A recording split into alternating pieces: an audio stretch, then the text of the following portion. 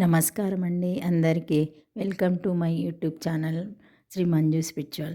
మనము లలితా సహస్రనామాలన్నిటికీ ప్రతిపదార్థాలు తెలుసుకుంటున్నాం కదా. శ్రీమాత్రే నమః. ఈరోజు 214 ప్రతిపదార్థం తెలుసుకుందాము. మహాపాతక నాశిని. ప్రతిపదార్థం మహాపాతక ఘోరమైన పాతకములను నాశనము చేయున్నది. బాహ్య ప్రేరణ వలన జరిగేది పాపము, అంతర్లక్షణం కారణంగా జరిగేది పాతకము. దుష్భావ, దుష్ప్రవర్తన, దురాలోచనలతో ముడిపడే మనిషి వ్యక్తిత్వమే కారణంగా గలది పాతకమవుతుంది. అంటే ఇవి మన ప్రవర్తనలోనే కలిసి ఉంటాయి. జన్మల తరబడి సమర్పణ భావము, సజ్జన సంగత్యము, సద్గోష్ఠి మొదలైన వాటి వల్ల మాత్రమే ఎప్పటికో గాని పాతక లక్షణము పోయి పరిష్కారం అవ్వదు. నిజాయితీ గల భక్తితో కూడా దీన్ని పోగొట్టుకోవచ్చు. మహాపాతకాలంటే ఘోరమైన తప్పిదాలు. ఇవి మొత్తము 5. వీటిని పంచమహాపాతకాలు అంటారు. అవి స్వర్ణాస్తయము, బంగారము దొంగలించడము, సురాపానము, మద్యము త్రాగటము, బ్రహ్మహత్య, సద్బ్రాహ్మణుని చంపడము, గురుపత్ని సంగమము, గురువుగారి భార్యతో కలియటము, మహాపాతక సహవాసము, పైన చెప్పిన పాపాలు చేసిన వారితో స్నేహం చేయటము, తాస్య అఖిల పాపస్య జ్ఞానతోపి వా ప్రాయచిత్తం పరం ప్రోక్తం పరాశక్తి పద్మశ్రుతి. తెలిసి కానీ తెలియక కానీ చేసిన మహాపాపములకు ప్రాయచిత్తం పరాశక్తి పాదధ్యానమే.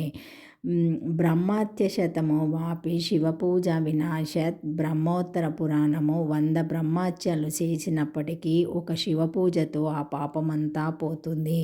పాపాలు అనేక రకాలు. మహాపాతకాలు, ఉపపాతకాలు, సంకలీకరణాలు, ఆపాత్రీకరణాలు మొదలైనవి. ఈ పాపాలు పోవడానికి ప్రతిదానికి ఒక ప్రాయచిత్తం చెప్పబడింది. ఇందులో ఇంద్రాది దేవతలు 33 మందిని పూజించడం కూడా ఉన్నది. అన్ని దేవతల స్వరూపము శ్రీదేవే కాబట్టి ఆ పూజలన్నీ పరమేశ్వరియే. ఆ పాతకాలను పోగొట్టేది కూడా ఆమెయే. పాతకాలు నశించడానికి పంచదక్షి, పంచాక్షరి, అష్టాక్షరి, ద్వాదక్షరి లేక తారక మంత్రము రామనామము జపించాలి. లేక శ్రీదేవి అర్చన, లేక శివపూజ, లేక శివలింగ ప్రతిష్ఠ చేయాలి. శ్రీరాముడు ధర్మస్థాపన కొరకు రావణ బ్రహ్మను సంహరించిన తర్వాత దక్షిణ సముద్ర తీరంలో రామేశ్వరము దగ్గర శివలింగ ప్రతిష్ఠ చేశాడు. ఆదిత్య హృదయము సర్వశుభాలను ఇస్తుంది మరియు సర్వపాతక నాశిని.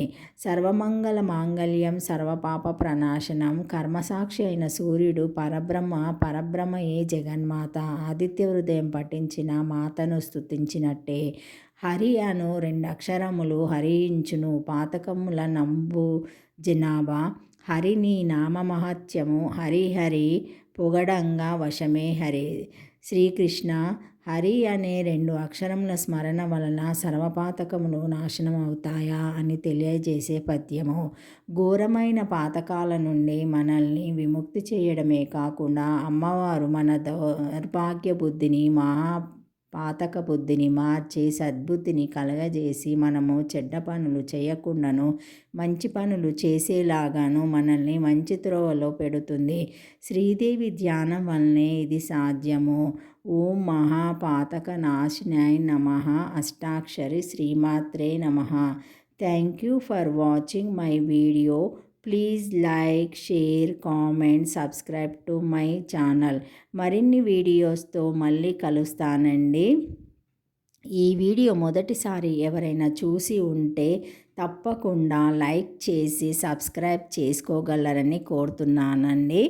ఏమైనా కామెంట్స్ కూడా ఉంటే పెట్టగలరండి. Thank you.